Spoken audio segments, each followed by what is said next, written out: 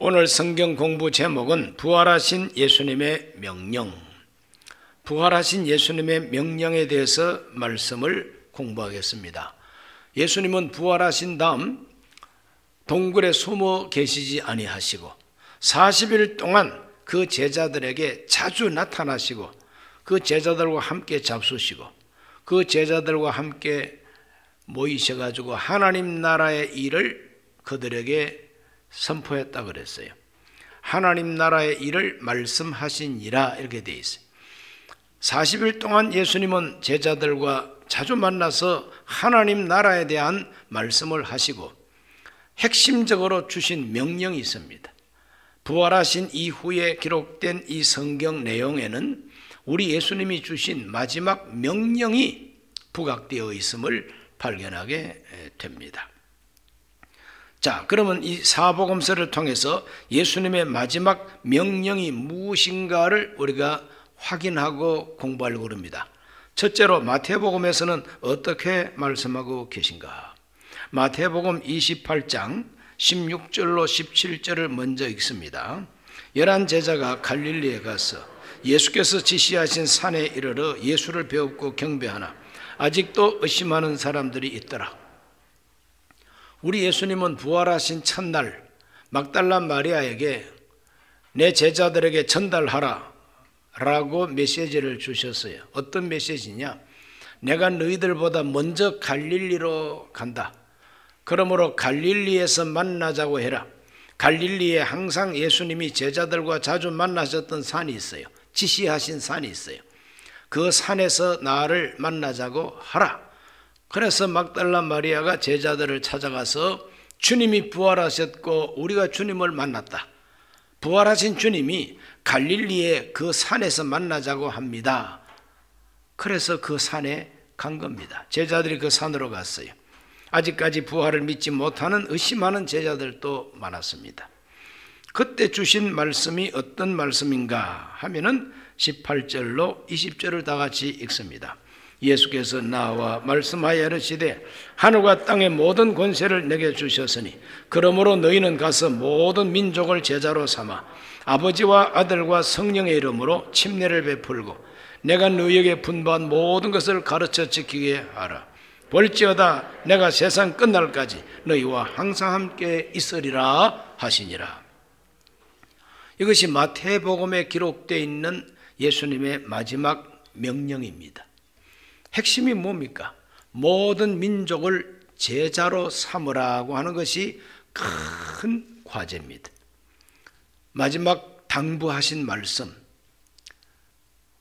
보따리 하나를 주신다면, 가방 하나를 주신다면 그 보따리 가방 전체 이름이 뭐냐? 모든 민족을 제자로 삼으라고 하는 것이 예수님의 명령입니다. 한번 따라합시다. 모든 민족을 제자로 삼으라.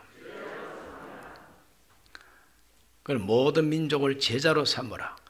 제자로 삼아서 뭘 해야 되겠느냐? 두 가지. 제자로 삼아가지고 해야 할 두 가지는 성부, 성자, 성령의 이름으로 침례를 베풀고 세례받게 하라 이 말입니다. 그 다음에 세례받은 그 사람들을 가르쳐서 지키게 하라. 뭘 가르쳐야 되느냐? 내가 분부한 거. 내가 3년 동안 너희들과 함께 있으면서 가르친 거 있지 않느냐? 그것을 너희들이 전달 교육을 해라. 내가 분부한 모든 것을 가르쳐서 지키게 해라. 이것이 우리 예수님께서 주신 마지막 명령입니다. 주님이 평소에 가르친 모든 것을 제자들이 예수님을 대신해서 세례받은 사람들을 가르쳐서 지키게, 그렇게 지켜 살게 하라는 겁니다. 이것이 우리 예수님께서 마태복음에서 주신 마지막 명령입니다. 그렇게만 하면 볼지어다, 볼지어다 이 말은 두고 봐라 이 말입니다. 우리나라 사람들은 두고 보자 그러면 두고 보자는 놈 치고 시원한 놈 없더라 이런 말을 합니다. 그러나 우리 예수님께서 볼지어다 하면은 틀림없습니다. 한번 두고 봐라 이 말 아닙니까? 내가 너희와 항상 함께 있으리라. 언제까지? 세상 끝날까지. 이것이 보정입니다. 자, 이렇게 해서 마태복음에서도 땅끝까지 이르러 모든 민족을 제자로 삼는 게 땅끝까지 가라 이 말 아닙니까? 마가복음에는 그 명령이 어떻게 되어 있는가? 마가복음에서 주시는 예수님의 마지막 명령, 똑같은 마지막 명령이지만 기록한 사람에 따라서 조금 기록이 틀려요. 자, 마가복음 16장 15절과 16절을 다 같이 읽습니다. 또 이르시되 너희는 온 천하에 다니며 만민에게 복음을 전파하라. 믿고 침례를 받는 사람은 구원을 얻을 것이요 믿지 않는 사람은 정죄를 받으리라 그랬어요. 여기서도 우리 예수님께서는 온 천하에 다니며 만민에게 복음을 전파하라 그랬어요. 유대인들에게만 복음을 전파하라, 이스라엘 사람에게만 복음을 전파하라, 남자들한테만 복음을 전파하라, 그런 거 없어요. 온 천하에 다니며 만민에게, 모든 민족에게 복음을 전파해라. 복음을 전파하라는 것이 마태복음에는 내가 분부한 모든 것을 가르쳐서 지키게 하라는 말과 일맥상통하고, 여기 또 분명히 말합니다. 믿고 침례를 받는 사람은, 믿고 세례 받는 사람은 구원을 받을 것이고 믿지 않는 사람은 정죄를 받으리라. 정죄를 받는다는 것은 죄가 있다고 확정하는 것이 정죄입니다. 그러므로 정죄된 죄인은 형벌을 받게 돼 있어요. 그렇지 않습니까? 재판해가지고 죄가 있다 그러면 형벌을 받게 돼 있어요. 죄가 없다 그러면 석방이에요. 마가복음에서 나타나는 부활하신 예수님의 마지막 명령도 온 천하에 다니며 만민에게 복음을 전파하라고 하는 것이 명령이었다 하는 것을 보게 됩니다. 우리 예수님께서는 평소에도 복음을 전파하셨어요. 3년 동안 예수님 복음 전파하셨어요. 자, 마가복음 1장 14절과 15절 한번 읽어볼까요? 요한이 잡힌 후 예수께서 갈릴리에 오셔서 하나님 복음을 전파하여 이르시되 때가 찼고 하나님 나라가 가까이 왔으니 회개하고 복음을 믿으라 그랬어요. 우리 예수님의 전도의 말씀도 회개하고 복음을 믿으라 그랬어요. 온 천하에 다니며 만민에게 복음을 전파하라. 내가 갈릴리에서부터 복음을 전파한 것처럼 너희들도 온 천하에 다니며 만민에게 복음을 전파해라.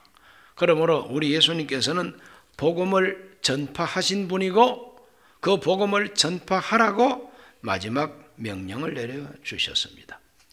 믿는 자는 구원받는다는 겁니다. 믿는 자. 믿는 자는 반드시 세례를 받게 돼 있죠. 그러니까 마태복음하고 반대가 아닙니다. 믿고 침례를 받는 사람은 구원을 받는다는 겁니다. 믿습니까? 오늘 이 자리에서 믿고 침례를 다 받으셨죠? 안 받으신 분은 이번 여름에 받으세요. 그렇다고 해서 침례는 아무한테나 베풀어 주지 않습니다. 아, 이분은 예수님을 영접했구나 분명해야 침례를 베풀어 줍니다. 세 번째로 누가복음에서 나오는 마지막 명령은 어떻게 기록이 되어 있는지. 자, 누가복음 24장 46절로 49절을 다 같이 읽습니다.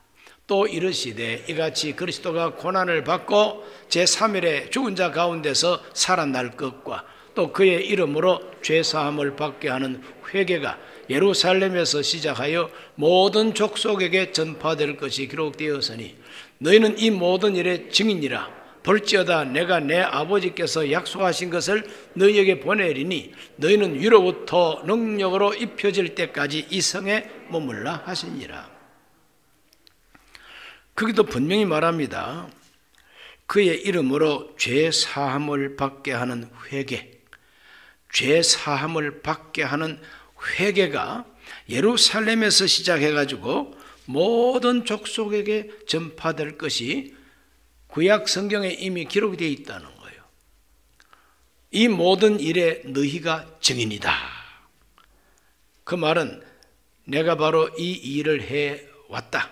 그러므로 내가 해온 이 복음 전파, 죄 사함을 얻게 하는 회개, 이 운동을, 회개시키는 이 운동을 너희들이 나와 함께 3년 동안 보지 않았느냐. 그러므로 예루살렘에서 시작해서 모든 족속에게 전파될 것이 기록이 되어 있다. 너희가 증인이다 그랬어요. 그러므로 누가복음에서도 예수님은 온 천하에 모든 민족에게 모든 족속에게 전파될 것을 말하고 있죠. 너희가 증인이라 이 말은 너희가 나가서 증거해야 된다는 거죠. 그러므로 마태복음에서 말하고 있는 마지막 명령이나 마가복음이나 누가복음 다 똑같습니다. 모든 민족에게 온 천하에 복음을 전파하라. 그 전파하는 복음은 뭐냐? 회개하고 복음을 믿으라는 거예요. 그리고 회개하고 복음을 믿는 사람은 세례를 받아야 된다는 거예요. 그렇게 하면은 죄를 용서받는다는 거예요. 죄를 용서받는다. 죄를 용서받는다니까 그게 복음이란 말이죠. 죄를 용서받지 않은 사람에게 다른 복을 주신들 무슨 소용이 있겠습니까? 그렇지 않습니까? 사형수에게 짜장면이 맛있겠습니까? 잡채가 맛있겠습니까? 사형수에게 무슨 고급 양복이 어울리겠습니까? 아니면 다이아몬드 목걸이가 어울리겠어요?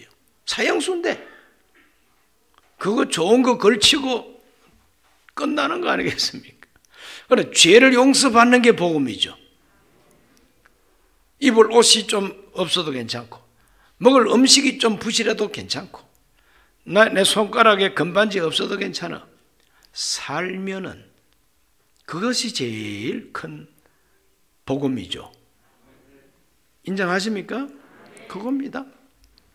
그러므로 죄 사함을 얻게 하는 회개의 복음, 그러므로 죄를 용서받게 하는 복음, 이것을 땅끝까지 가서 전파하라는 겁니다. 그것이 누가복음에 그렇게 잘 기록이 되어 있죠. 자, 누가복음 5장 32절을 한번 읽어볼까요? 내가 의인을 부르러 온 것이 아니요 죄인을 불러 회개시키러 왔노라 그랬어요. 우리 예수님께서 내가 이 세상 온 목적은 죄인을 불러서 회개시키러 왔다는 거죠. 죄인을 불러가지고 회개를 시키면은 그 죄가 용서된다는 거지. 그것 때문에 주님이 오셨다는 거죠. 누가복음 15장 10절을 한번 읽어볼까요? 내가 너희에게 이르노니 이와 같이 죄인 한 사람이 회개하면 하나님은 사자들 앞에 기쁨이 되느니라 그랬어요. 죄인 하나가 회개하면 하나님의 사자들 앞에서 기쁨이 된다. 하나님의 사자들은 뜯어먹는 사자가 아니라 하나님의 천사들이 하나님의 사자들이요. 그 천사들이 회개하는 걸 보고 기뻐한다는 거죠. 저와 여러분이 회개하면은 하나님의 사자들이 기뻐합니다. 제일 먼저. 오늘 우리 모두는 회개해야 되는 거죠. 내가 죄인을 불러서 회개시키러 왔다는 거죠. 그래서 예수님은 비유로 말씀하시면서 탕자가 아버지 재산을 탕진하고 멀리 가버렸지만 흉년을 맞이해서 가진 거 다 없어져 버렸고 돼지 우리간에서 취직을 해가지고 돼지처럼 돼지를 먹이는 돼지보이가 된 거죠. 피그보이. 카우보이가 아닙니다. 카우보이는 말 타고 다니는 재미가 있지. 돼지보이는 돼지 우리간에서 질퍽질퍽하면서 냄새를 맡으면서 그 돼지 섬겨야 돼요.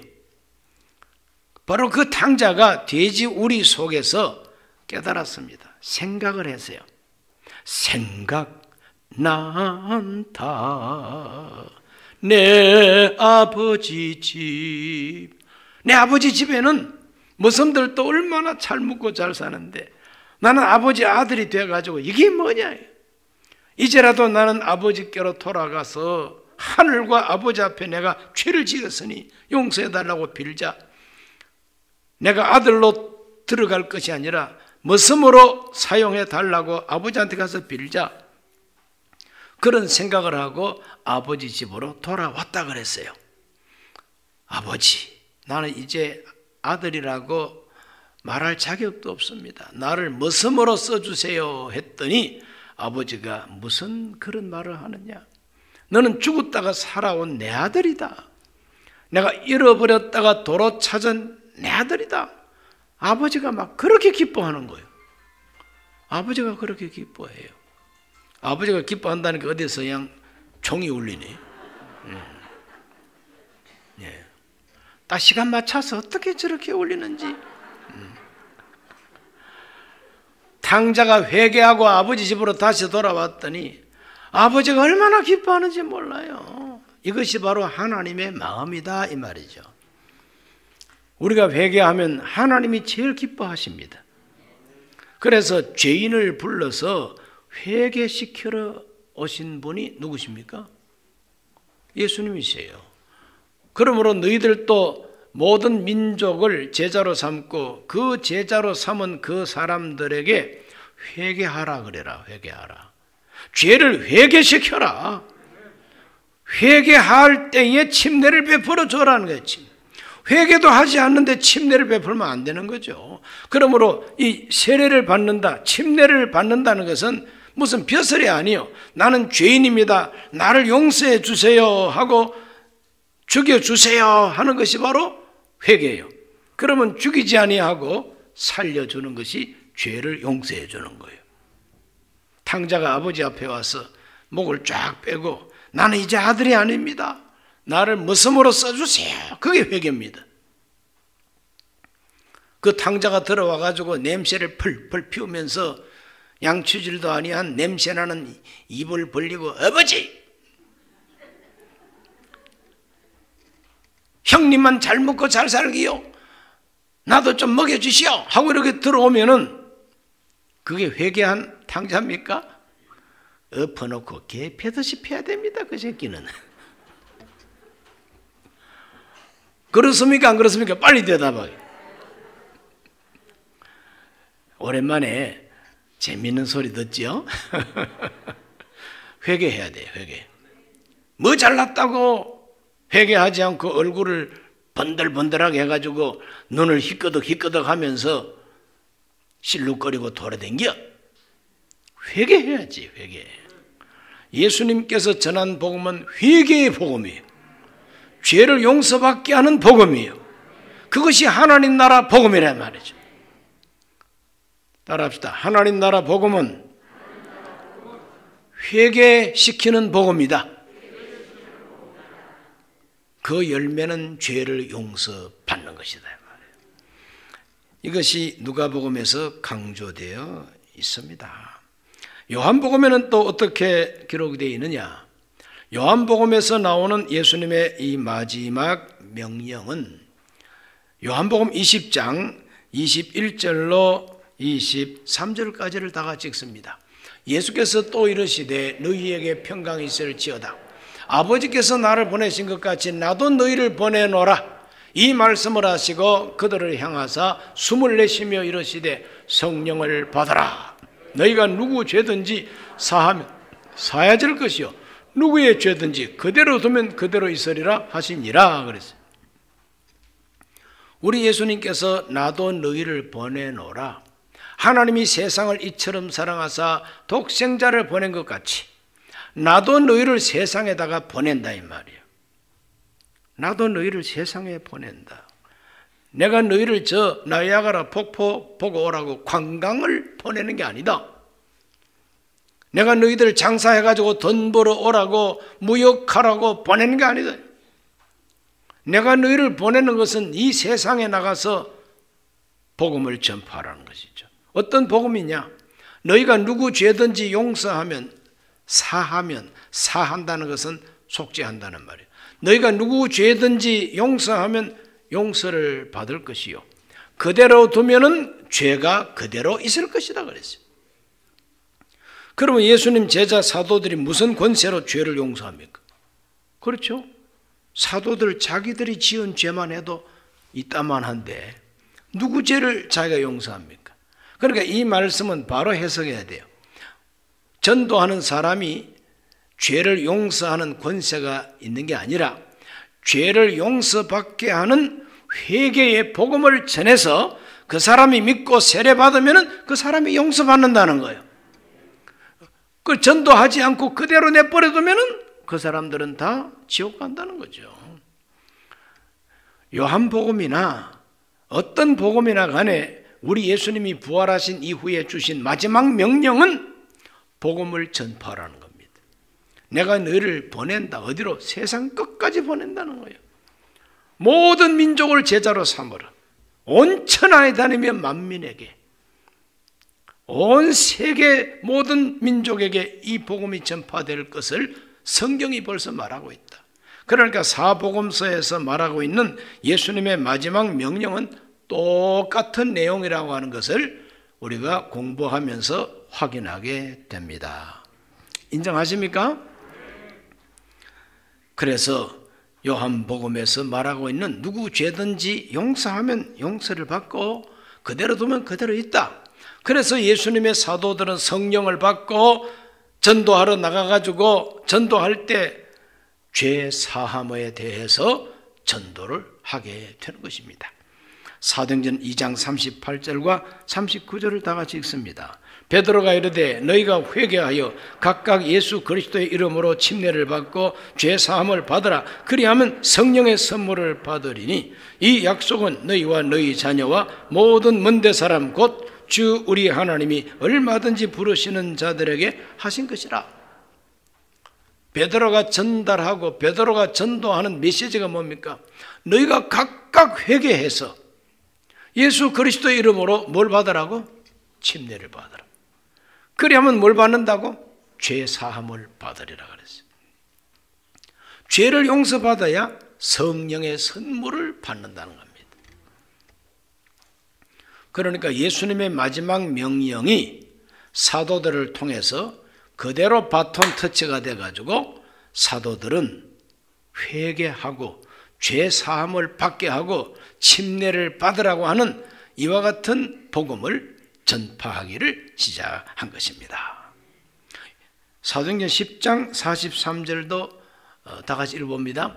그에 대하여 모든 선지자도 증언하되 그를 믿는 사람들이 다 그의 이름을 힘입어 죄 사함을 받는다 하였느니라 그랬어요. 고넬료 집에 전도하러 가가지고 베드로가 전도한 말입니다. 모든 선지자들도 다 예언을 했다. 메시아 그리스도 그분의 이름으로 죄 사함을 받는다고 했다. 그러므로 회개하라 이 말이죠. 베드로가 전도한 그 복음은 회개하라 하고 세례 받으면은 죄를 용서받는다는 복음이에요.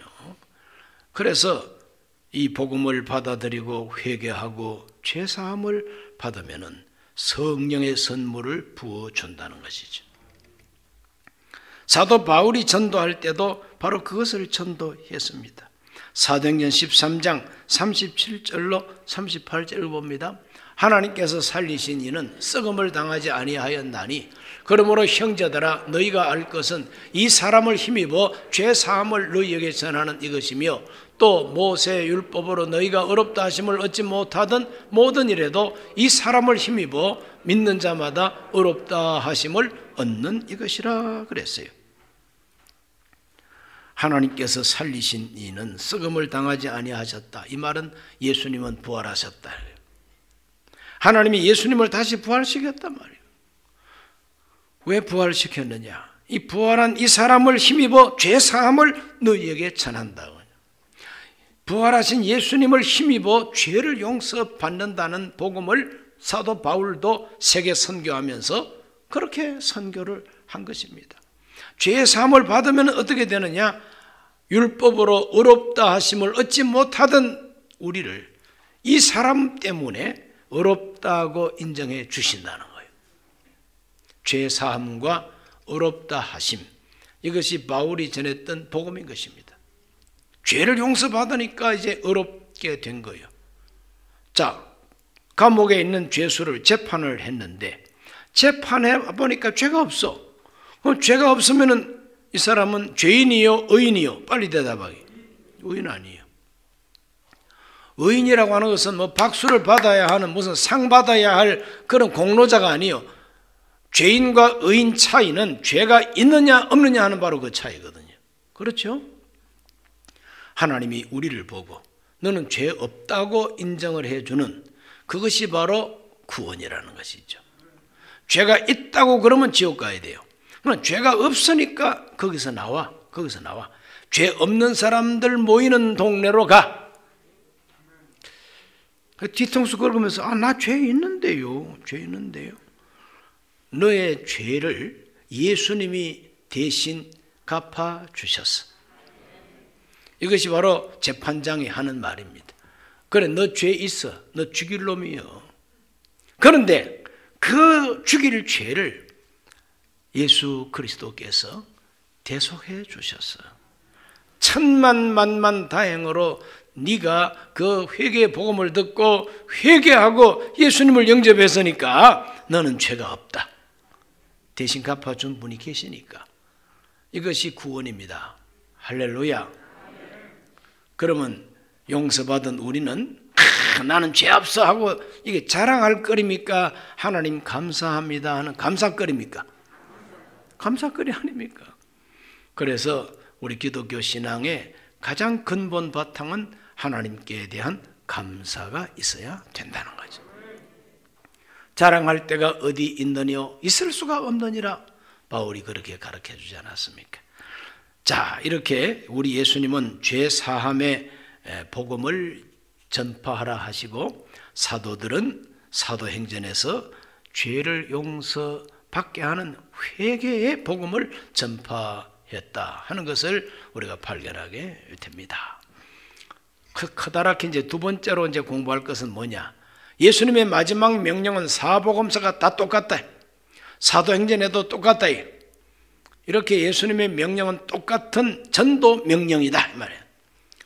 회개하고 복음을 믿고 죄를 용서받고 성령 받으라고 하는 바로 그 복음이다.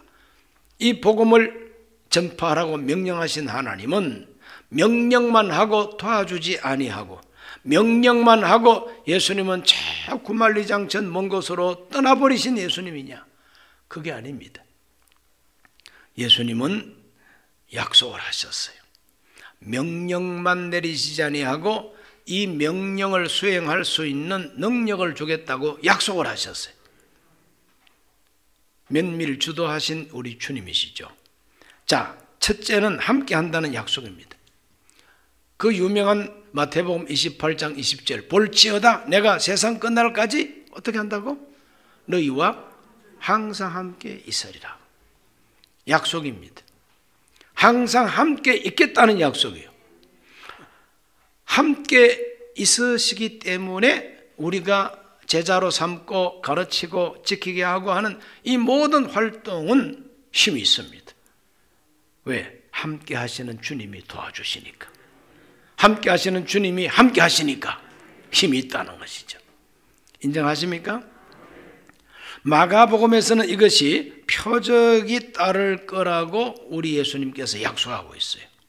자, 마가복음 16장 17절과 18절 다 같이 읽어봅니다.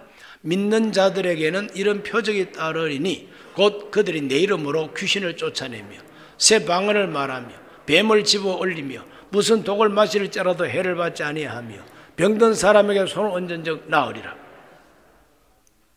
약속입니다. 믿는 자에게는 표적이 따른다. 따른다는 건 저절로 따르는 게 아니에요. 예수님께서 따르게 해주니까 따르는 거예요. 우리가 뭐 은행 앞에 가가지고 은행 앞으로 왔다 갔다 한다고 뭐 돈이 딸려옵니까? 딸려와야 하나요? 빨리 대답하게. 그 딸려온다는 건 참 희한하네. 은행 가가지고 돈도 안 찾는데 돈이 따라옵니까? 안 따라와요. 티끌만 따라오지. 먼지만 따라옵니다. 돈을 줘야 돈이 나를 따를 거 아니에요. 우리 예수님이 함께 하시면서 표적이 따르게 해 주시겠다는 약속이다 말이죠. 그래서 내 이름으로 부활하신 예수님 이름으로 귀신도 쫓아내고 새 방언도 말하고 뱀은 집어 올리고 독을 마셔도 해를 입지 아니하고 병든 사람에게 손을 얹으면 치료가 되는 이와 같은 표적을 주님은 약속하고 계신 것입니다.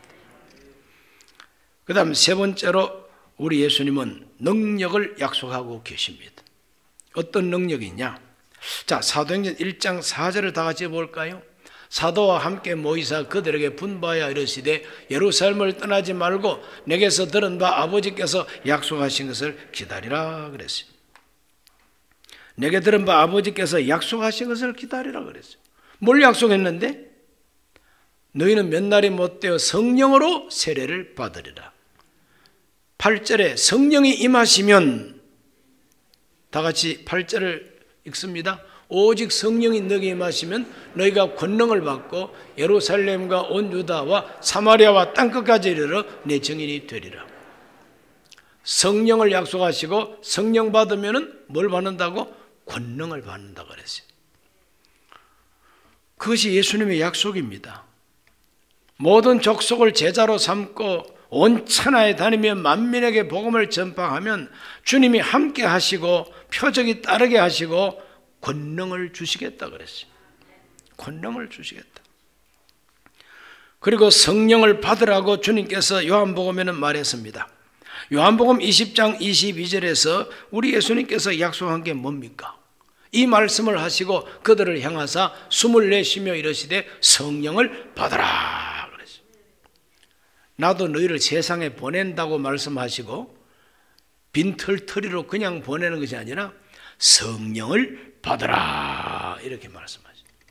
그러니까 이 사복음서가 마지막 명령도 똑같고 약속도 똑같은 내용이에요.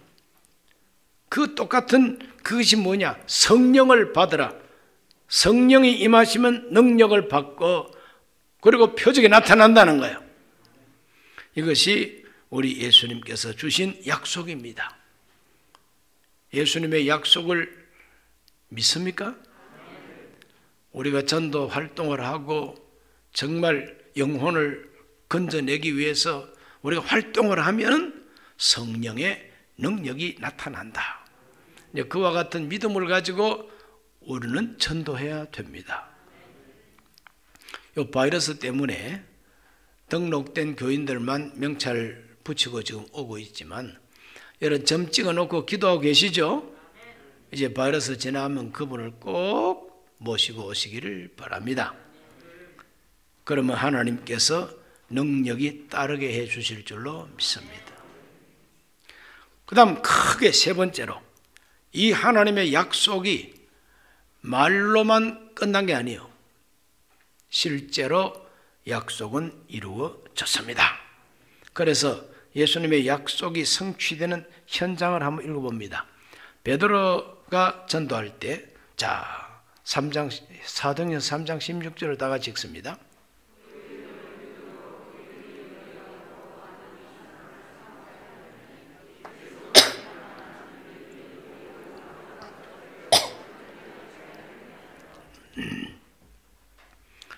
성전 미문의 안전뱅이를 고쳐놓고 하는 베드로의 전도입니다.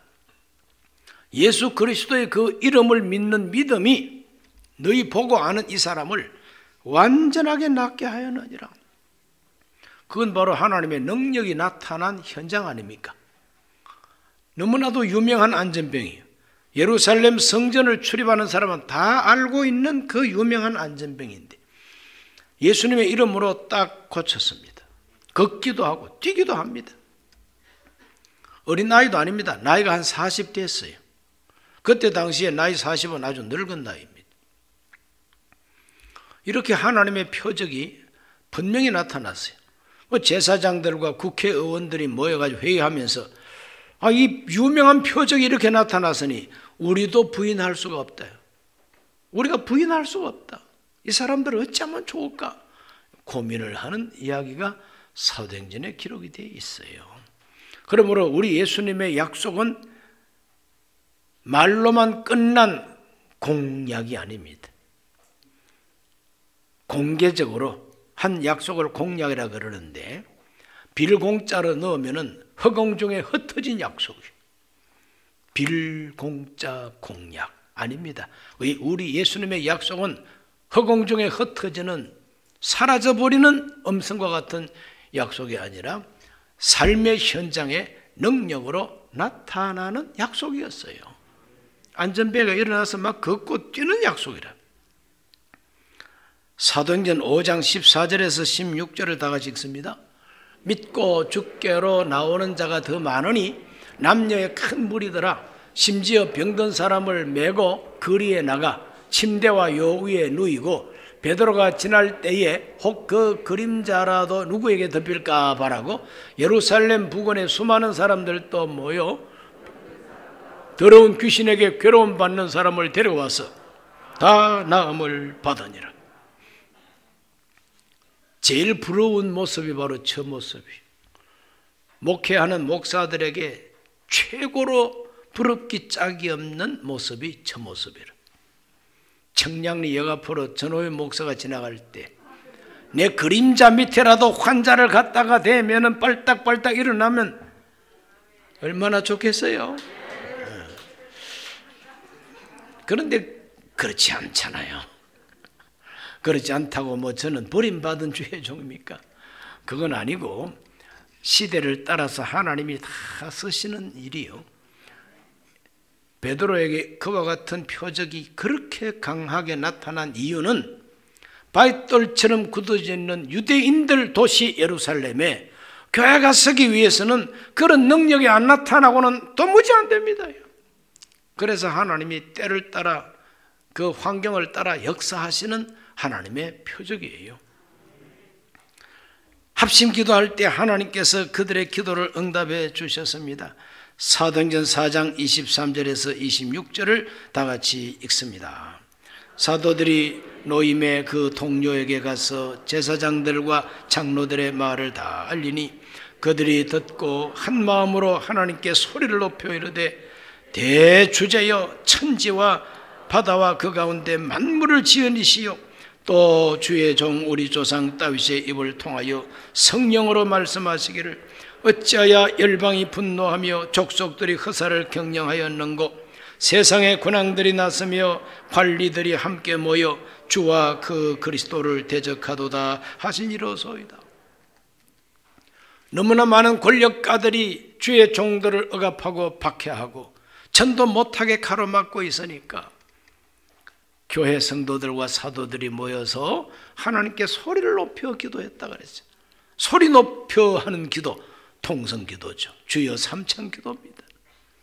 그 기도를 하면서 하나님 보소서, 내려다보시옵소서, 이렇게 많은 사람들이 박해하고 있습니다.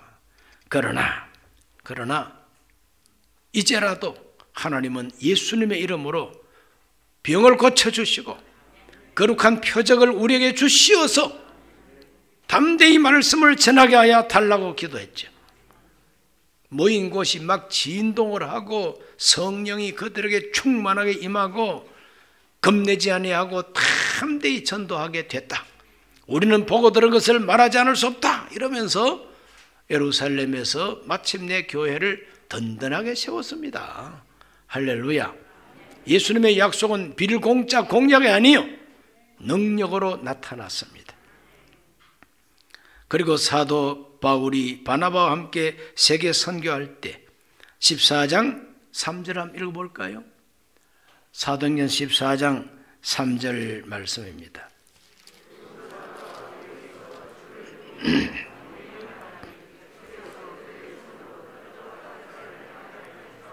자기 은혜의 말씀을 증언하시니 두 사도가